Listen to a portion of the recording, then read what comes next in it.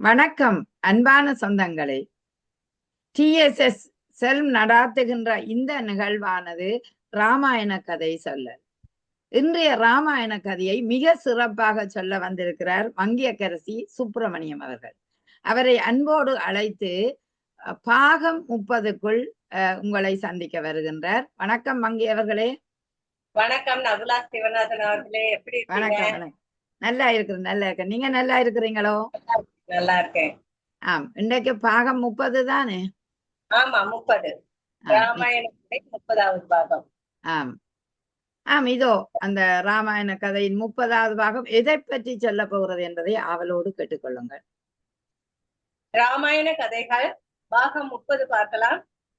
சூர்பனகையின் சூது. தனக்காக ராம லட்சுமணனுடன் போரிட்ட கரதூஷணர்கள் மாண்டு போனதை அறிந்து மேலும் துக்கப்பட்டார். ரொம்பவும் கவலைப்பட்டிருக்கிறார் சூர்பனகை.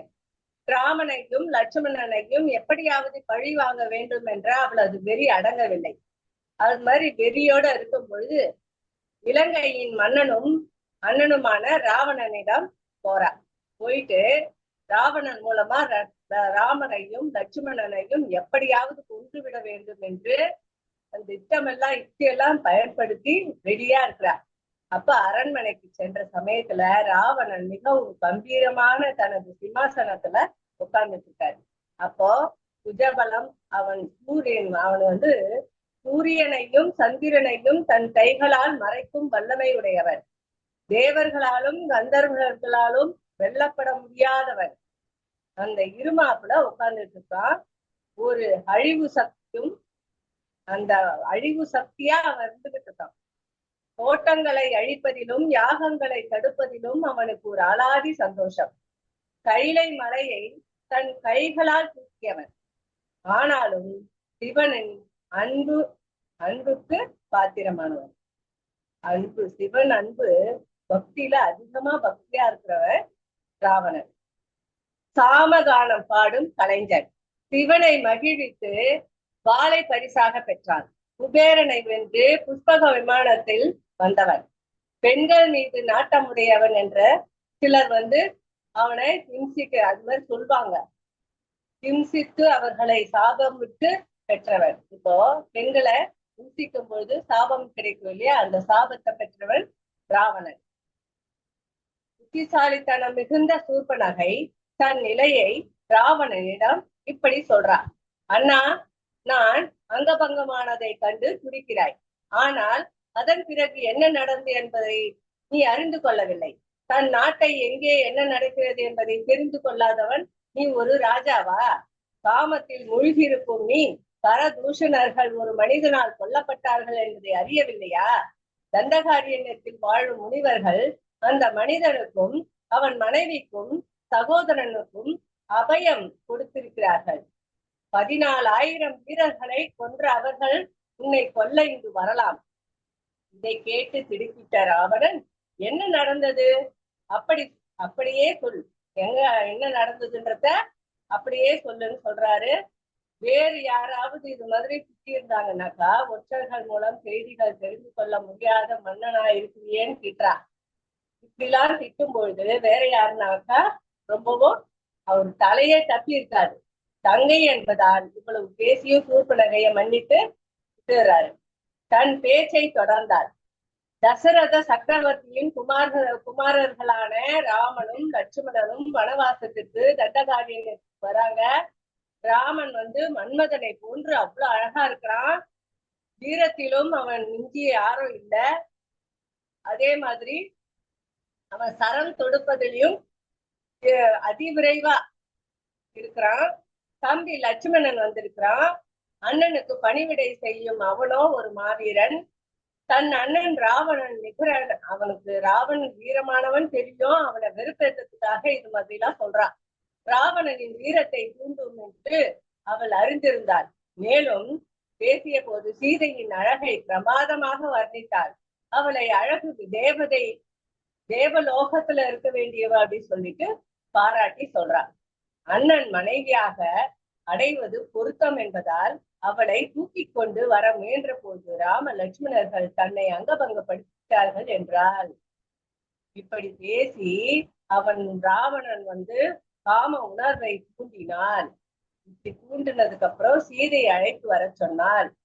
சூர்பனகை இவ்வளவு பேசிய போதும் ராவணன் மனதில் தங்கியிருந்த ஒரே ஒரு விஷயம் மட்டுமே, அது சீதை கரதூஷணர்கள் கொல்லப்பட்டதையோ தந்தை அங்கபங்கப்படுத்தப்பட்டதையோ அவன் கொஞ்சமும் பொருட்படுத்தவில்லை. சீதை மட்டுமே அவனது ஏகார சிந்தனையாக இருந்தாள். எப்படியாவது சீதையை இலங்கைக்கு கொண்டு வர திட்டமிட்டான். அதுக்கப்புறம் என்ன வழியும் யோசித்து பார்த்தான். திட்டம் மனதுல பட்டது. ரகசியமாக தன் தேரை அந்தப்புறத்துக்கு கொண்டு வர செய்தான். தேரை தானே செலுத்தினான். மாமன் மாரிச்சன் இருக்கும் காட்டில் இறங்கினான். ஏற்கனவே ராமனால வதம் செய்யப்பட்ட அரக்கி தாடகை மகன்தான் மாரிச்சன். தாடகையையும் சுபாகுவையும் வதம் செய்த ராமன் மாரிச்சனை தன் பானங்களால கடலுக்குள்ள விழ செய்தார். அதிலிருந்து மீண்ட மாரிச்சன் தன் தவறுகளை உணர்ந்து திருந்தி தபசி போல் ஆசிரமத்துல வாழ்ந்து வரான். ராவணன் திடீர்னு வந்ததால மாரிச்சன் ஆச்சரியப்படுறாரு. அப்படி ஆச்சரியப்பட்டு தன் மருமகனை கண்ட மாரிச்சன் இலங்கையில் எல்லோரும் நலமா குசலம் விசாரிக்கிறாரு. மாமனை கண்டதும் ராமனும் லட்சுமணனும் சீதையும் தண்டகாரண்யத்தில் தங்கியிருப்பது சூர்பனகையின் காதோ மூக்கி அறுத்துட்டாங்க. தட்டி கேட்க சென்றபோது கரண், தூஷணன், திரிசுரன் 3 பேரையும் அழிச்சிட்டாங்க. படை வீரர்களையும் அழிச்சிட்டாங்க. அதனால ராம லட்சுமணனை பழி வாங்கி சீதையை கடத்தி கொண்டு வரணும் அப்படின்னு சொல்றாங்க. அப்படி சொல்லும் பொழுது பழி வாங்கி இங்க கூட்டிட்டு வரணும்னு சொல்லும் பொழுது தன் மாமன் உதவி செய்வான் என்று எதிர்பார்த்து ராவணன் மாரிச்சன் வார்த்தைகளை கேட்டு அதிர்ந்து போனான்.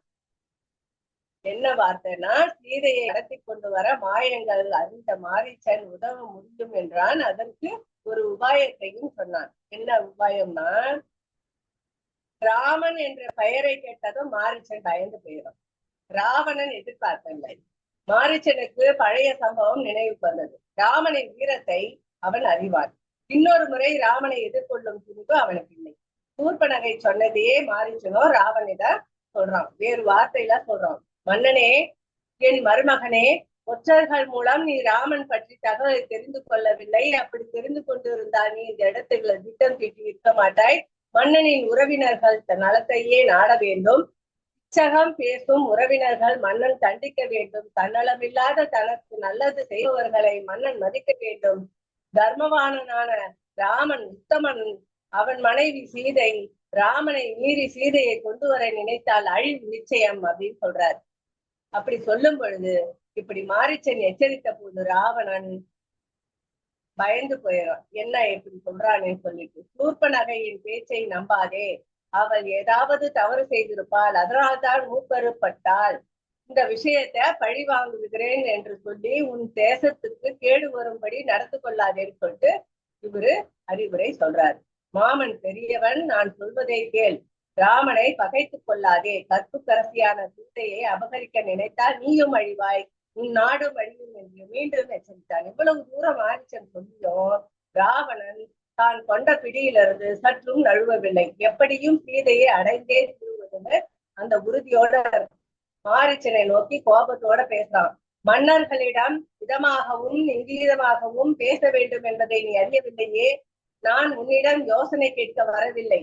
என் யோசனைக்கு உதவி கேட்கத்தான் வந்தேன். நீ செய்வாயா மாட்டாயா அப்படின்னு சொல்லிட்டு கேட்கிறான். அப்படி கேட்கும்போது மாரிச்சன் சொல்றான், யார் உனக்கு அந்த யோசனையை சொன்னார்களோ தெரியவில்லை. உனக்கு தவறான யோசனையை சொன்ன மந்திரிகளை கழுவில் அது ஏற்ற வேண்டும் அப்படின்னு சொல்றான். ராவணன் சொன்னா, என் எதிரிலே நீ எதிரிகளை புகழ்ந்து பேசுகிறாய். இது ராஜ நாகரிகம் அல்ல. என் திட்டத்திற்கு ஒழுக்கத்தால் உன் பாதி அந்த ராஜ்யம் தருவேன். நான் அழிச்சதுக்கு அப்புறம் பாதி ராஜ்யத்தை தர சொல்றேன். இல்லாவிட்டால் உன்னை இப்பொழுதே கொண்டு விடுவேன் என்றார். ராவணனின் கையால் மடிவதை விட ராம பானத்தால் மடிவதே மேல் என்று நினைத்த மாரிச்சன் ராவணன் யோசனைக்கு உட்பட்டான்.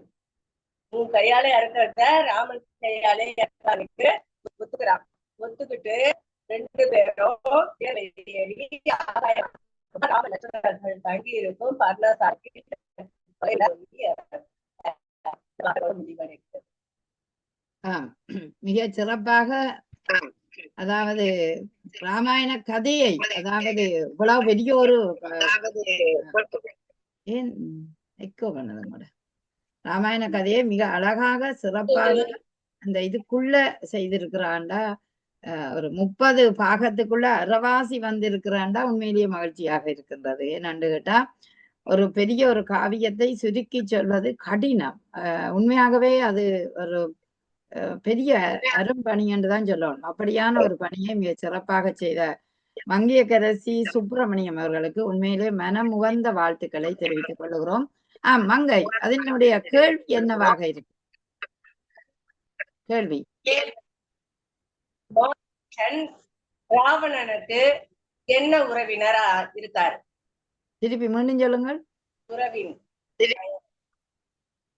மாரிச்சன் இருக்காரு இல்லையா? மாரிசனோ? மாரிச்சன் ராவணனின் உறவினர் என்ன? உறவு முறை என்ன? மாரிச்சன் என்பார். ராவணன் உறவு முறை என்ன? அந்த மாரிசன் தான் அப்புறம் மானாக மாறினது என்ன? மாரிசன், ஆமா, மானாகம்.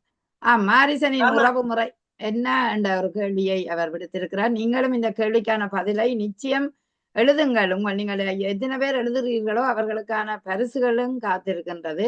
எனவே நிச்சயம் மங்கைக்கும் ஒரு சில வாழ்த்துக்களை நீங்கள் எழுத வேணும். உங்களை அன்போட கேட்டுக்கொள்ளுகிறேன். இந்த கதையை கேட்கறது மட்டுமல்ல, நிறைய பேர் பார்க்குறீங்கள், ஆனால் ஒரு வரி அவர்களுக்கு ஒரு மகிழ்ச்சி ஊட்டுவதாக அமையும். எனவே வாழ்த்து என்பது வாழ்த்தப்பட வேண்டியது காலத்தின் கட்டாயம். அவை உங்களுக்கு அந்த ஒரு நல்ல எண்ணம் வரைக்குள்ள நீங்க பார்க்க ஒரு வரியை அவருக்கு ஊக்குவிப்பாக கொடுக்கலாம் என்று கூறிக்கொண்டு, இதுவரை நேரம் மிகச் சிறப்பாக இந்த ராமாயண கதையை ஆற்றிய மங்கையர்க்கரசி சுப்பிரமணியம் அவர்களுக்கு மனம் வந்த நன்றியை தெரிவித்து விடைபெறுகிறோம். நன்றி, வணக்கம். நன்றி.